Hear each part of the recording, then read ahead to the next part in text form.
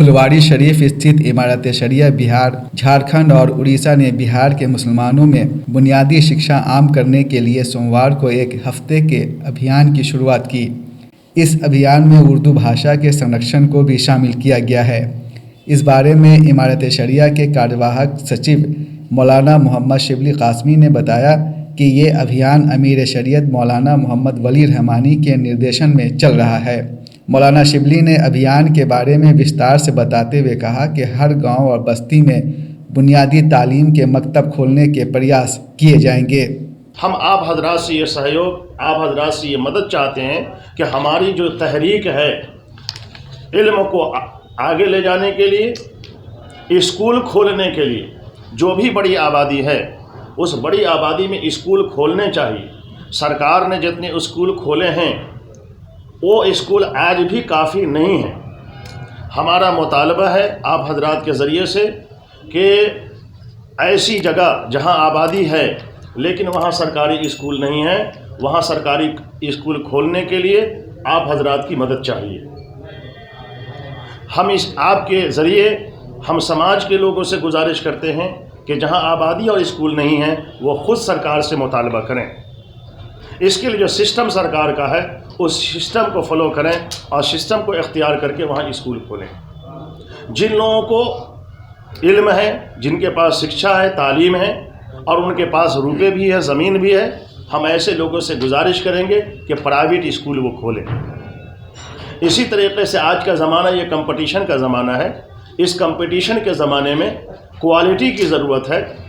Quality पैदा करने के लिए हम समाज के ऐसे लोगों से जिनके पास सलाहियत और काबिलियत है और वो कर सकते हैं ऐसा काम, हम उनसे कहेंगे कि बेहतर से बेहतर कोचिंग सेंटर खोलें। हर इलाके में लड़कियों के लिए भी लड़कों के लिए भी अच्छे से अच्छे कोचिंग सेंटर खोलें। आज गर्चे मुल्क में और हमारे इस पटने में और बिहार में बहुत से लोगों ने कोचिंग सेंटर खोला है। ख़ुद इमारत शरिया के अमीर शरीयत मौलाना सैयद मोहम्मद वली रहमानी साहब ने रहमानी 30 का निज़ाम 13 साल पहले कायम किया।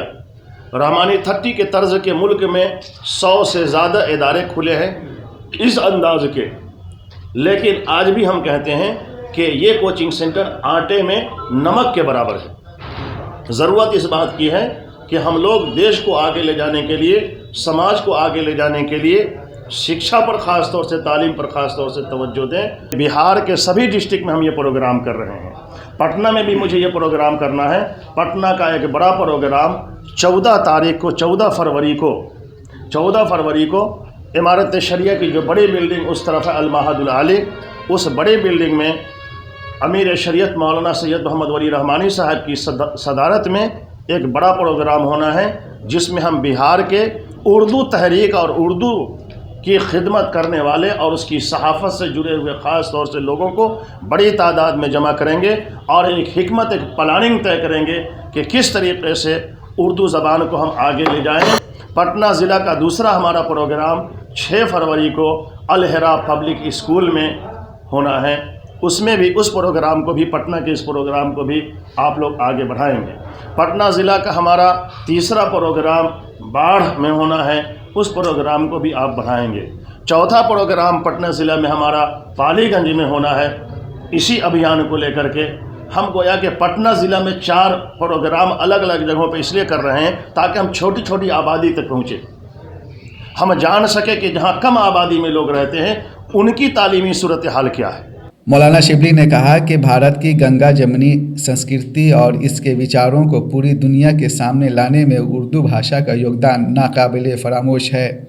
उन्होंने कहा कि सरकारी दफ्तरों और सरकारी कार्यों में उर्दू के इस्तेमाल के लिए वो हर सही प्लेटफॉर्म पर अपनी आवाज़ बुलंद करेंगे। उर्दू बिहार की दूसरी सरकारी ज़बान है, लेकिन दूसरी सरकारी ज़बान के होते हुए कितने ऑफिस में एप्लीकेशन और दरख्वास्त उर्दू ज़बान में कबूल की जा रही हैं। उर्दू के नाम पे जो बोर्ड है, उर्दू के नाम पे जो सरकार की यूनिट है, उस बोर्ड और उस यूनिट का क्या हाल है वो आप जान रहे हैं।